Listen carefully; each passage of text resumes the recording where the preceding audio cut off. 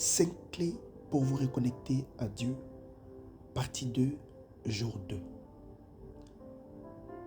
Beaucoup de gens ont besoin d'un petit café, certains d'une douche pour être pleinement éveillés.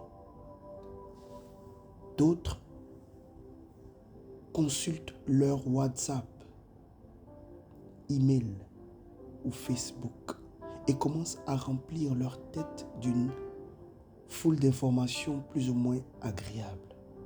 Et les préoccupations commencent. J'ai personnellement trop fait cela et je voudrais vous éviter cette erreur. Dieu a fait de vous une âme vivante. Il a mis en vous son souffle de vie. Et ce souffle, cette vie divine, ont aussi besoin d'être renouvelés quotidiennement. Le miracle de chaque jour, c'est déjà l'éveil de votre âme.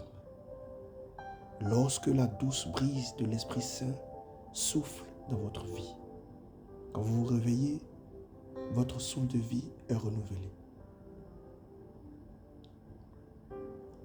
Lisez attentivement notre verset principal. Dans le premier livre des rois, nous voyons Élie, le prophète, sur une montagne, bien préoccupé et attendant que la présence de Dieu se manifeste. Il y a beaucoup de bruit, un vent violent, un tremblement de terre, un feu. Mais Dieu n'est pas dans tout cela, nous dit la Bible. Puis un murmure tout doux et léger arrive, et Dieu est dans ce murmure. Alors, le Seigneur commence à parler avec Élie, et Élie commence à parler. Là, il lui ouvre son cœur, partage sa peine et reçoit des paroles d'espoir et des directives pour l'avenir. Celui dans lequel le Seigneur vous attend chaque matin, c'est le silence, le calme. Quand vous vous réveillez, ne vous précipitez pas dans le bruit et dans l'activisme, c'est-à-dire vouloir faire quelque chose. Non, mettez Dieu avant tout. Deuxième clé à actionner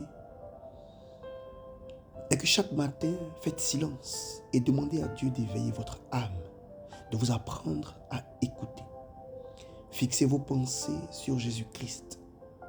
Laissez le Saint-Esprit vous visiter, vous parler intérieurement et vous faire entrer dans une vie épanouie. Dieu parle quand on fait silence.